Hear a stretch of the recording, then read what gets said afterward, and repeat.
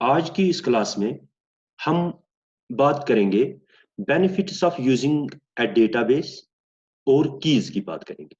Keys की तो कल की क्लास में हम लोगों ने डेटाबेस के बारे में जाना, हमने फील्ड के बारे में जाना, टपल के बारे में जाना, रिलेशन के बारे में जाना, रिलेशनल डेटाबेस के बारे में जाना, और हम लोगों ने जाना फाइल सिस्टम के बारे में, उसके क्या क्या डिसएडवांटेजेस है, और डेटाबेस मैनेजमेंट सिस्टम के क्या फायदे हैं, और डेटाबेस मैनेजमेंट सिस्टम को हम कहाँ कहाँ पे इस्तेमाल करते हैं, इसकी एप्लीकेशंस कहाँ कहाँ पे है।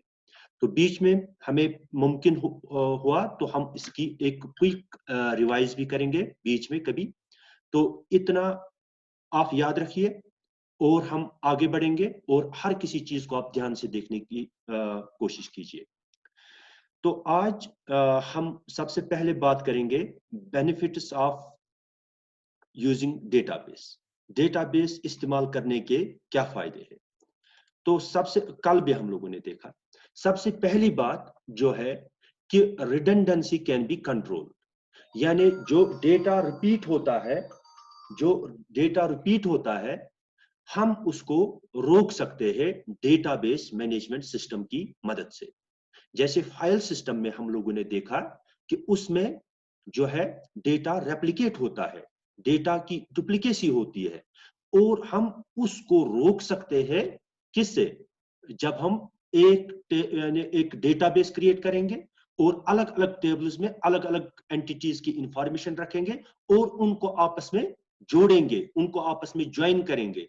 तो उससे तो फिजिकली डेटा अलग अलग रहेगा, लेकिन लॉजिकली वो पूरी की पूरी जो भी वहां पे टेबल्स होंगे वो लॉजिकली एक ही टेबल बन जाएगा, उनके दरमियान रिलेशनशिप एस्टेब्लिश करके।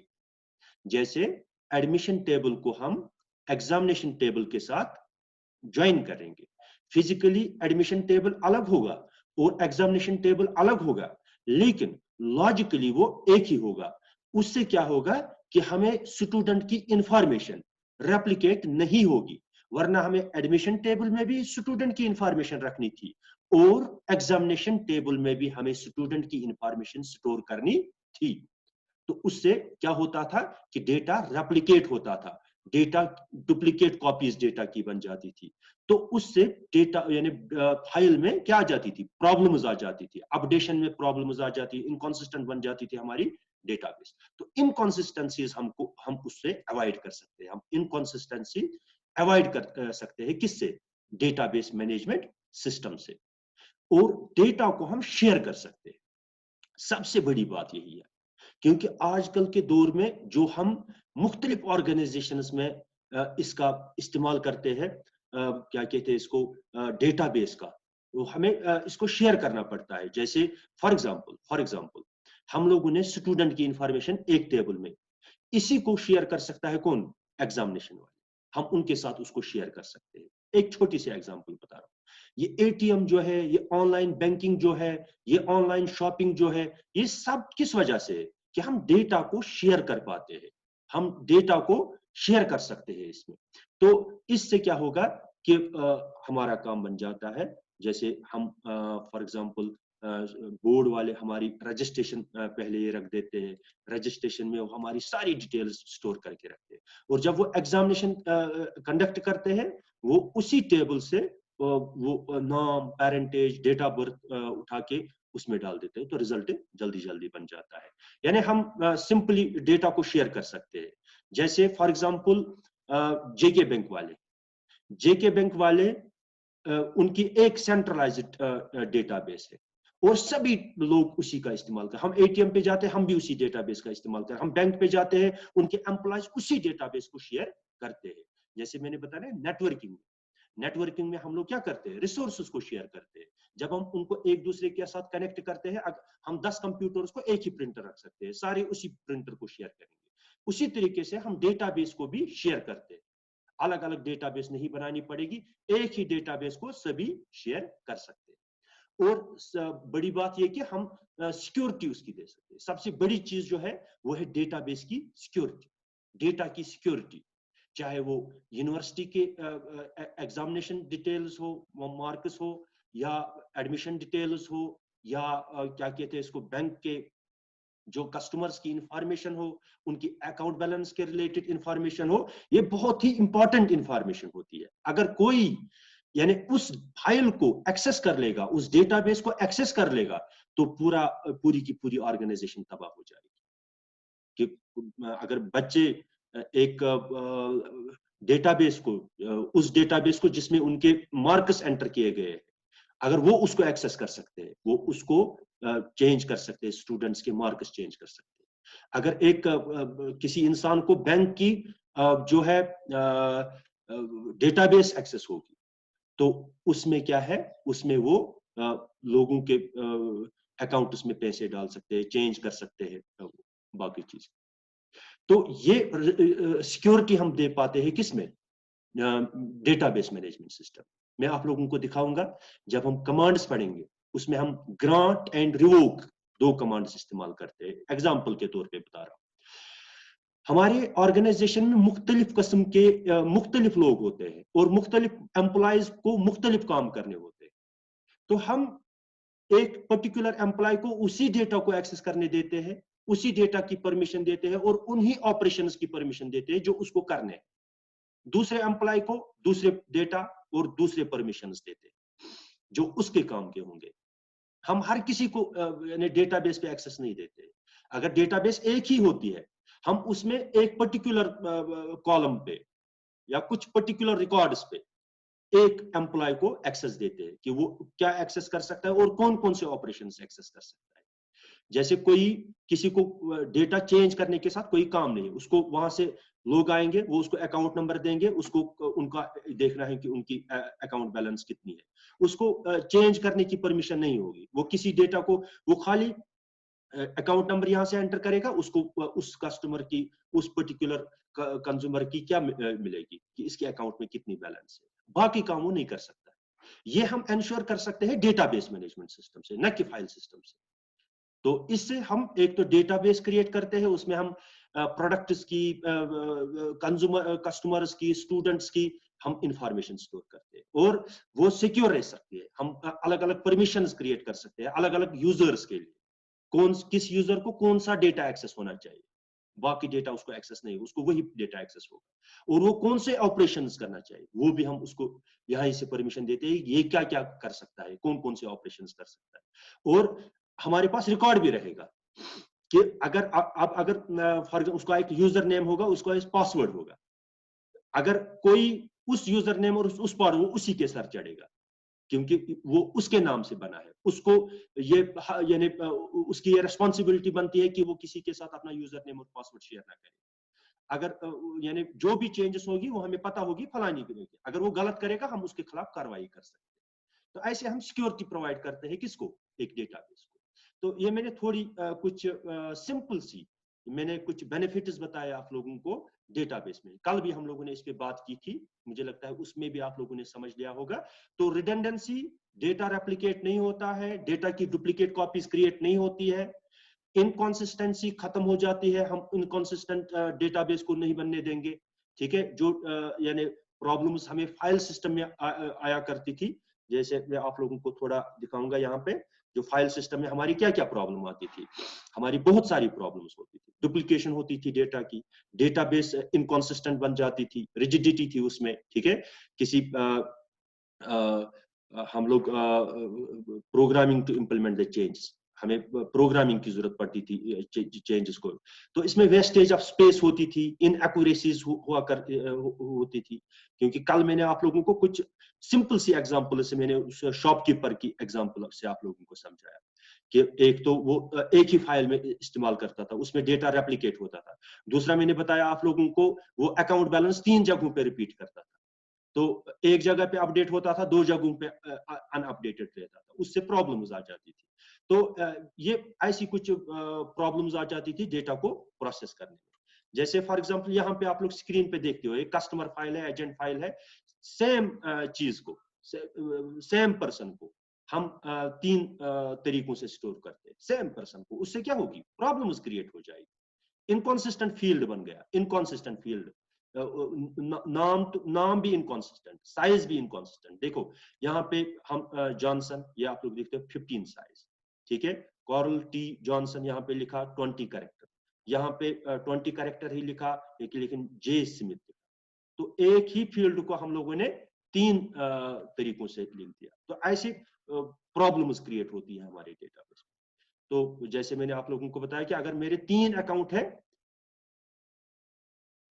एक बैंक में, 3 तरह के अकाउंट्स, 3 टाइप्स ऑफ अकाउंट्स मेरे हैं, तो मेरी इंफॉर्मेशन सेम टू सेम होनी चाहिए, वो शेयर होनी चाहिए तीनों अकाउंट्स में, वो तीनों अकाउंट्स इस्तेमाल करने चाहिए। मेरी जो बेसिक इंफॉर्मेशन है, बाकी अकाउंट नंबर ही खाली चेंज होगा, एक का एक रहेगा, दूसरे का दूसरा रहेगा, तीसरे का मेरा नाम सेम है, मेरी पेरेंटेज सेम है, मेरा डेट ऑफ बर्थ सेम है, मेरा पैन नंबर सेम है, मेरा आधार नंबर सेम है, वो अलग अलग नहीं होना चाहिए। अगर अब हम तीन के लिए अलग अलग रखेंगे, कभी कोई चेंज होगी, हमने एक जगह पे कर दी, फिर हमें 3 जगहों पे चेंज करनी है। अगर एक ही जगह पे हम लोगों ने कर दी, वो 2 जगहों पे अपडेट नहीं होगा, तो वो प्रॉब्लम होती है फाइल सिस्टम में। तो डेटाबेस सिस्टम में हम इस चीज को अवॉइड करते हैं। तो हमने बेनिफिट्स देखे डेटाबेस के। होप आप लोगों को ये अच्छी तरीके से समझ में आया होगा। आया कि नहीं आया? शाबाश, जल्दी से रेस्पॉन्ड करो। Yes sir. Yes sir. Yes sir. अब हम आगे बढ़ेंगे।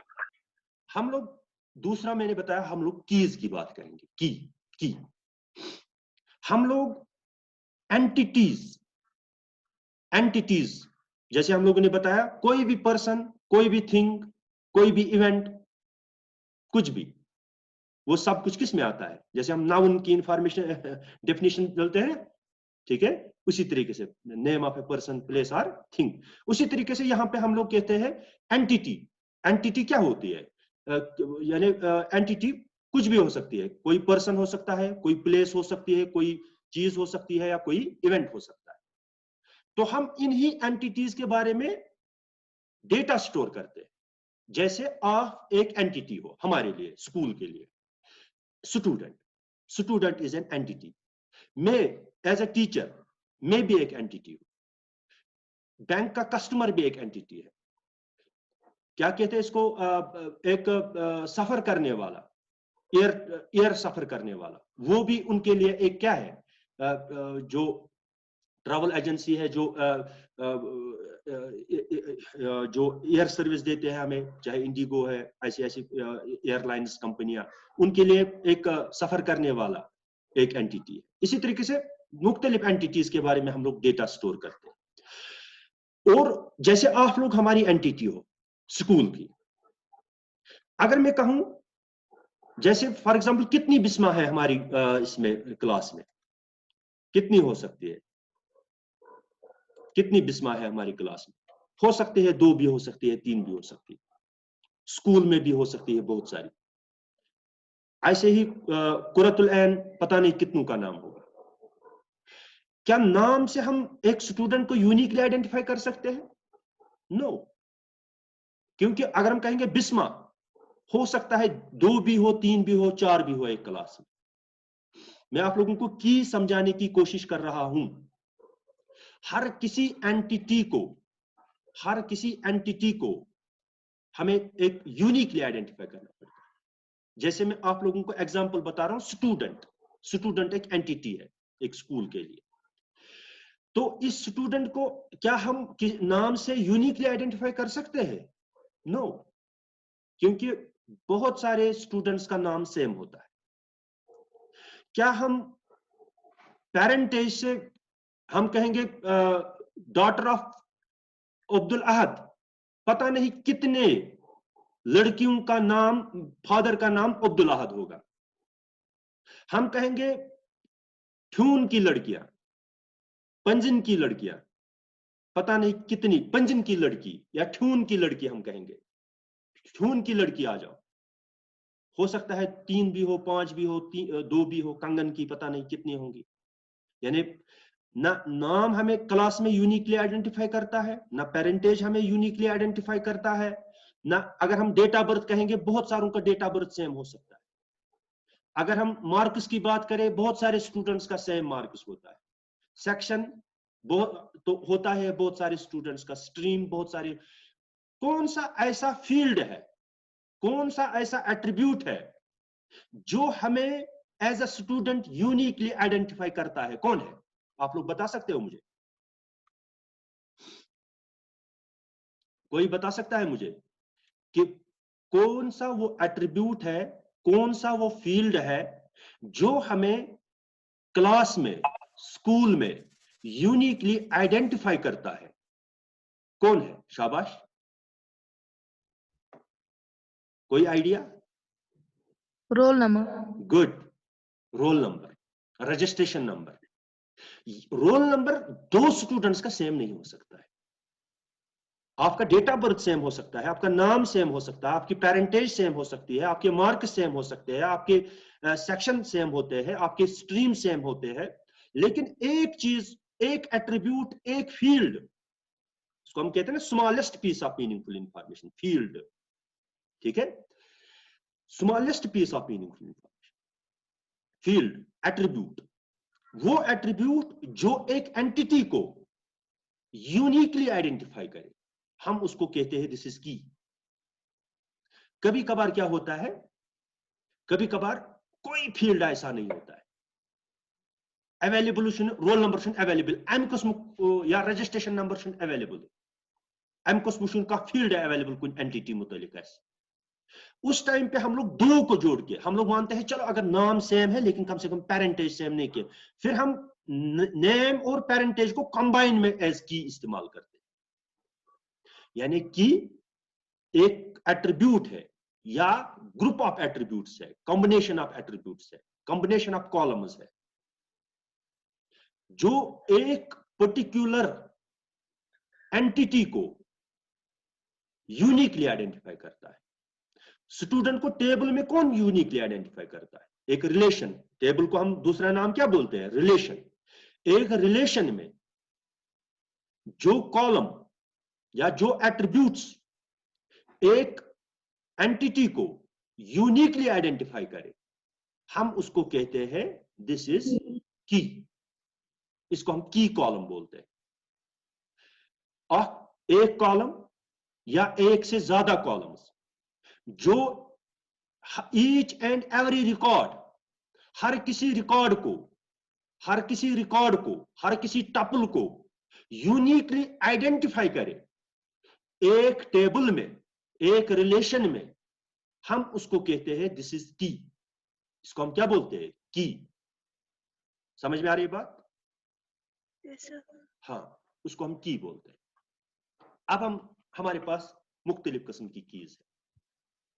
आप लोग देखते हो प्राइमरी की है, कैंडिडेट की है, फॉरेन की है, कंपोजिट की है, अल्टरनेट की है, मुख्तलिफ किस्म की कीज हमारे पास होती है और आपके सिलेबस में है ये, और इस पे क्वेश्चंस भी पूछे जाते हैं। तो की आप लोग क्या याद रखोगे? ए कॉलम और combinations of columns, A column या एट्रीब्यूट या फील्ड, ए फील्ड और कलेक्शन ऑफ फील्ड्स। फील्ड कहो, एट्रीब्यूट कहो या कॉलम कहो, it is one and the same thing. Combination of a column or combination of columns which uniquely identifies each and every record in a table is called key। उसको हम की बोलते हैं। और कौन कौन सी की है? एग्जांपल प्राइमरी की है, कैंडिडेट की है, फॉरेन की है, अल्टरनेट की है, कंपोजिट की है। दीज आर द कीज, ये कीज है। तो सबसे पहले हम बात करेंगे प्राइमरी की। प्राइमरी की हम बात करेंगे। तो प्राइमरी की दोनों देख लो आप। A group of one, a column और group of columns, an attribute और group of attributes which uniquely identifies each and every record। Record बोलो, रो बोलो या टपल बोलो, रिकॉर्ड बोलो, रो बोलो या टपल बोलो, it is one and the same thing. In a relation, relation बोलो या टेबल बोलो, it is one and the same thing. ये हमने पढ़ा है।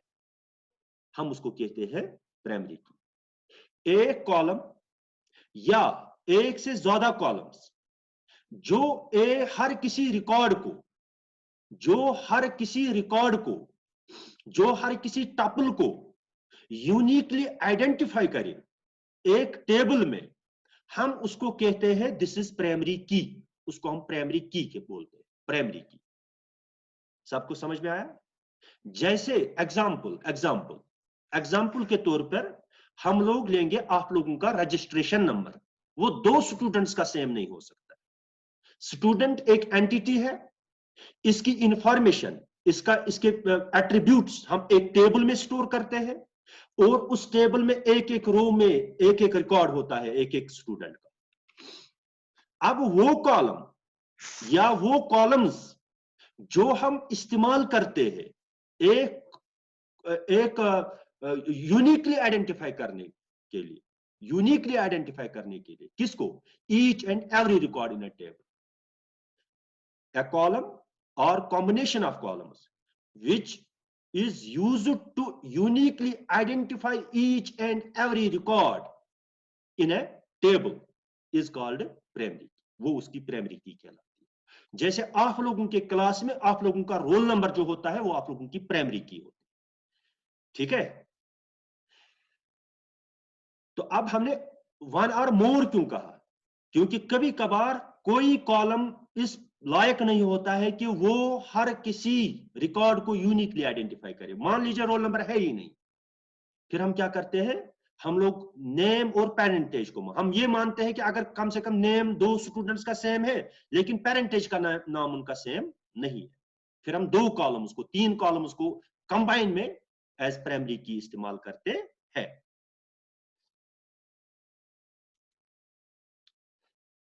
A primary key is a field in a table which uniquely identifies each and every record row in a database यानी table. तो unique values होने चाहिए उसमें प्राइमरी की दोन स्टूडेंट है को same roll number they know, दोन कस्टमर है को सेम कस्टमर आईडी दे ना, दोन यमन बैंक अकाउंट होल्डर है को सेम अकाउंट नंबर दे ना, यूनिक गसास, यूनिक रोल नंबर की तरह, रजिस्ट्रेशन नंबर की तरह, अकाउंट नंबर की तरह, आधार नंबर की तरह, वो दो के सेम नहीं हो सकते। इसके बाद है कैंडिडेट की। कैंडिडेट की गई, देखो कभी कभार क्या होता है, जैसे आपकी क्लास की बात करेंगे, आपकी क्लास में हमने आप लोगों का टेबल बनाया है, एक रिलेशन बनाई है आप लोगों की, उसमें हमने रखा है roll number, registration number, name, parentage, address, class, date of birth, phone number, extra email ID, extra एक टेबल बनाया है हम लोग। तो टेबल में दो कॉलम्स ऐसे हैं जिनको हम एज प्राइमरी की इस्तेमाल कर सकते हैं। दो कॉलम्स ऐसे हैं जिनको हम प्राइमरी की के तौर पे इस्तेमाल कर सकते हैं। उनमें से हम एक को चूज करेंगे, चाहे रजिस्ट्रेशन नंबर को भी इस्तेमाल कर सकते हैं हम, रोल नंबर को भी इस्तेमाल कर सकते हैं, दो में से हम एक का इस्तेमाल कर सकते हैं। तो उसको हम बोलते हैं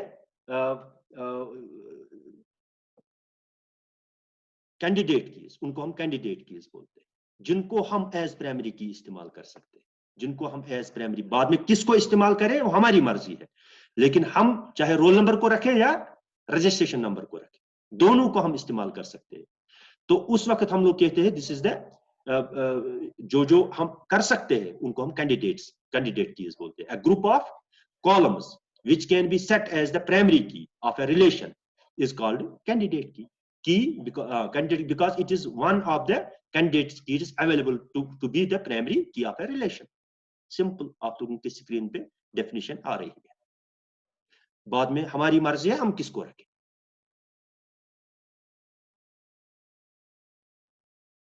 दूसरी होती है ऑल्टरनेट की, अभी हमने बात की ऑल्टरनेट की। फॉर एग्जांपल हमारे पास एक टेबल में दो तीन कॉलम्स ऐसे हैं जिनको हम एज प्राइमरी की इस्तेमाल कर सकते हैं। आधार नंबर भी है, रोल नंबर भी है, रजिस्ट्रेशन नंबर भी है। आधार नंबर भी सेम नहीं होगा दो स्टूडेंट्स का, ये क्या कहते हैं, रोल नंबर भी नहीं होगा और रजिस्ट्रेशन नंबर भी नहीं होगा। अब हम इनमें से एक को चूज करेंगे एज प्राइमरी की, बाकी क्या रहेंगे? बाकी रहेंगे अल्टरनेट कीज, बाकी रहेंगे अल्टरनेट कीज। उसको हम अल्टरनेट कीज के, उनको किया जा सकता है, उनको हम एज प्राइमरी की इस्तेमाल कर सकते हैं, लेकिन हमने एक ही ले ली, हम एक ही को इस्तेमाल करते हैं। वो प्राइमरी की बनेगी, वो बाकी क्या रहेंगे, जैसे हमने रजिस्ट्रेशन नंबर को ले लिया, रोल नंबर और आधार नंबर क्या रहेगा, वो रहेंगे ऑल्टरनेट कीज। ठीक है, समझ में आ रहा है? Yes sir. हाँ, which is not set as primary key, जिसको हम सेट, जैसे हमने रजिस्ट्रेशन नंबर को ले लिया, अब रोल नंबर और आधार नंबर क्या रहेगा, ऑल्टरनेट कीज, क्योंकि हम लोगों ने उनको भी ले सकते थे हम एज प्राइमरी की, लेकिन हमने नहीं लिया। अब हम उनको क्या कहेंगे, उनको हम कहेंगे अब ऑल्टरनेट कीज। इतना काफी है। फॉरेन की हम कल देखेंगे, और कंपोजिट की ये मैंने ऑलमोस्ट बताया। तो फॉरेन की होती है एक, जैसे मैंने आप लोगों को बताया कि हम दो टेबल्स को एक दूसरे के साथ ज्वाइन करते हैं, हम एस्टेब्लिश करते हैं रिलेशनशिप एक टेबल को के दूसरे टेबल के साथ। तो अगर हम किसी कॉलम को दूसरे टेबल से लाएंगे और उसको, जैसे आप लोगों के फॉरेन की इज अ फील्ड और collection of fields in one table that uniquely identifies a row of another table. In simpler words, the foreign key is defined as the second table, is defined in a second table, but it refers to the primary key in the first table. हम एक column लेंगे, किस में से, दूसरे table में से, और उसको बनाएंगे दूसरे टेबल का क्या, दूसरे टेबल का क्या बनाएंगे, उसको प्राइमरी की। तो उसको हम कहते हैं दिस इज फॉरेन की, दिस इज फॉरेन की।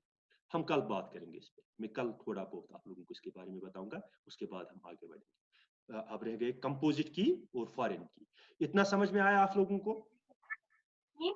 Yes sir.